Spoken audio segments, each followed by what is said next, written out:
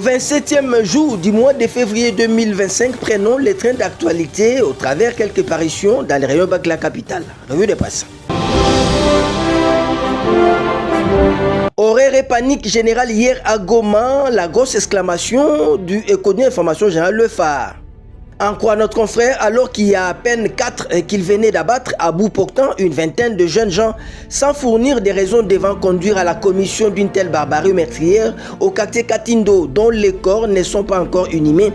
Voilà les militaires rwandais récidiver leur forfait dans la même ville à moins d'une semaine. Dans la nuit du mardi 25 au mercredi 26 février 2025, les terminators du dictateur rwandais Paul Kagame ont massacré quelques 200 civils congolais dans un bar réputé de la ville martyre de Goma, selon les témoignages recueillis par l'équipe de reportage de l'agence congolaise Presse ACP. Autre chapitre, Christophe Mbosso reçoit le procureur de la Cour pénale internationale à la une du tabloïd Le Journal. En jetant un coup d'œil chez notre confrère, nous pouvons lire mercredi 26 février 2025, le bureau de l'Assemblée nationale a été honoré de la visite de Karim Khan, le procureur de la Cour pénale internationale CPI, qui séjourne à Kinshasa depuis quelques jours.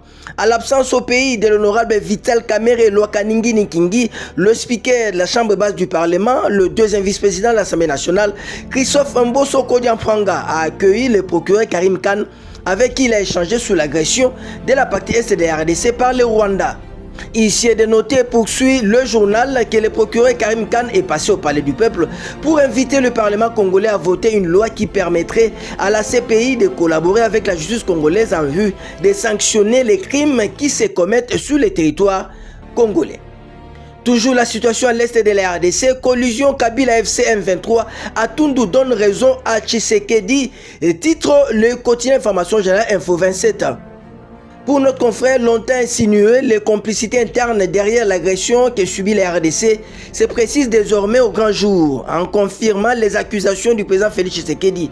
L'ancien porte-parole de la majorité sous le régime sortant, André Alain Tundu Liongo, brise un tabou en établissant un lien direct entre Joseph Kabila et la rébellion du M23. Son analyse ne se limite pas à relever des connexions troublantes, elle expose surtout le double jeu d'un ancien chef d'État qui, plutôt que de condamner l'ennemi, se drape dans un silence pesant. À l'heure où la nation lutte pour sa survie, l'ambiguïté n'est plus de mise. Chaque acteur politique doit choisir son camp, conclut Info 27.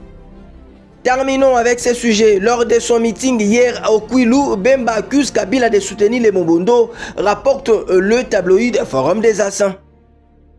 Pour notre confrère, devant une foule de partisans, Jean-Pierre Bemba Gombo a affirmé que les combattants de la milice Mobondo capturés et interrogé par les forces de sécurité, aurait avoué agir sous les ordres de Joseph Kabila. Il accuse l'ancien chef de l'État de vouloir s'aimer d'insécurité dans le Grand Bandundu et d'être impliqué dans les conflits sanglants opposant la communauté Tekeyaka. Depuis que je connais les Grand Bandundu, jamais deux tribus qui vivent ensemble ne se sont entretuées de cette manière. Lorsque j'étais ministre de la Défense, nous avons arrêté ces hommes, nous les avons interrogés et ils ont tout avoué. Ils ont cité le nom de l'ancien président Joseph Kabila. Il est le cerveau derrière tout cela dans le but de déstabiliser Kinshasa, a déclaré Jean-Pierre Bemba Gombo devant une foule à Bandundu. Ça n'est donc fini pour cette revue de presse.